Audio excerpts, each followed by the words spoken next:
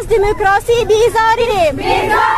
ما بیشتر از حقوق اسلامی خود چیزی دیگر نمیخواهیم. مرگ به دموکراسی. زنده باد امارت اسلامی افغانستان. ما از نظام اسلامی حمایت میکنیم. ما از دموکراسی بیزاریم.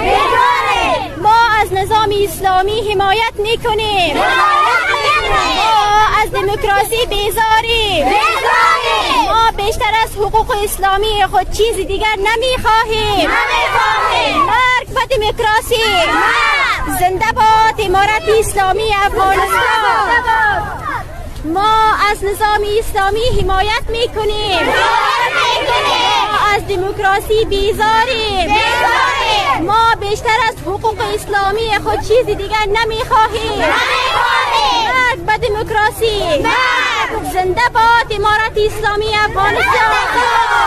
آن چند زن انگشت شمار و سرلوچ و پایلوچ که در بعضی ولایت ها به خاطر جور کردن کیس و فرار از افغانستان تظاهرات کردند، آنها نمایندگی از هیچ زن افغان نمی کنند و ما زنان با عفت این مرزبوم از امارت اسلامی می خواهیم تا آن زنان غرب زده را به محکمه اسلامی حاضر نمایند، مایان اقامه دعوا نماییم.